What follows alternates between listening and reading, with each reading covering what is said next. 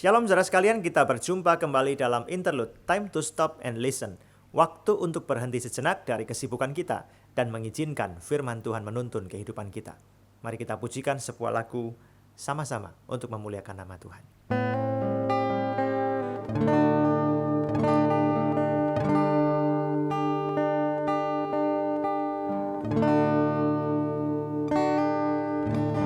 Dalam jalan kehidupanku,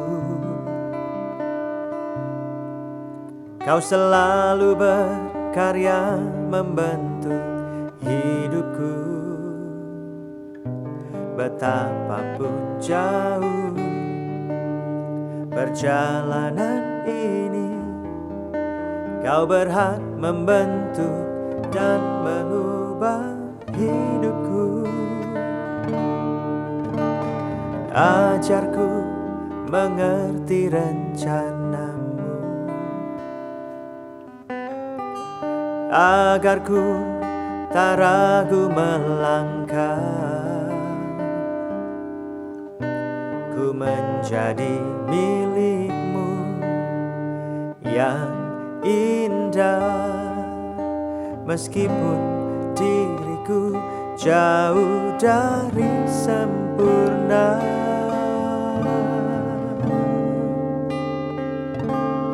Tuhan, inilah aku, pakai hidupku menjadi yang Kau mau, hanya untuk menyenangkanmu sepanjang nafasku. Seumur hidupku bagi kemuliaan-Mu. Saudara, ada orang yang berkata bersiap untuk gagal berarti bersiap untuk sukses. Apa maksudnya? Ketika orang membuat perencanaan, dia tidak boleh hanya memikirkan yang muluk-muluk saja. Nanti kalau saya melakukan ini, keberhasilannya begini, begini, begini, begini, dan begini.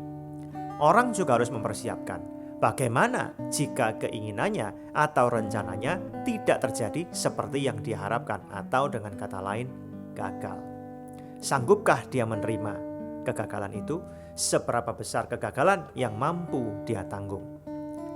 Jika orang sudah membuat persiapan yang lengkap, matang, dan bijaksana seperti ini, maka orang ini akan bekerja, melangkah dengan ketenangan yang penuh, dan dia bisa tidur nyenyak. Sebaliknya, orang yang hanya mempersiapkan dirinya untuk mendapatkan kesuksesan, tetapi lupa mempersiapkan diri, bagaimana jika dia menghadapi kegagalan? Dia lupa mempertimbangkan kemungkinan itu, maka orang-orang ini akan melangkah dengan penuh ketakutan. Hatinya gak bisa tenang, tergesa-gesa, bingung, ya nanti bagaimana kalau begini, bagaimana kalau begitu. Dalam membuat perencanaan, jangan lupa rencanakan dengan lengkap dan bijaksana. Amsal pasal yang ketiga ayat 21-26 berkata begini: Hai anakku, janganlah pertimbangan dan kebijaksanaan itu menjauh dari matamu. Peliharalah itu, maka itu akan menjadi kehidupan bagi jiwamu dan perhiasan bagi lehermu. Maka engkau akan berjalan di jalanmu dengan aman, dan kakimu tidak akan terantuk. Jikalau engkau berbaring, engkau tidak akan terkejut, tetapi engkau akan berbaring dan tidur nyenyak. Janganlah takut kepada kekejutan yang tiba-tiba, atau kepada kebinasaan orang fasik bila itu datang. Karena Tuhanlah yang akan menjadi sandaranmu dan akan menghindarkan kakimu dari jerat. Orang yang sungguh-sungguh mau dipimpin oleh firman Tuhan, dia gak akan mempersiapkan dirinya hanya untuk berhasil saja.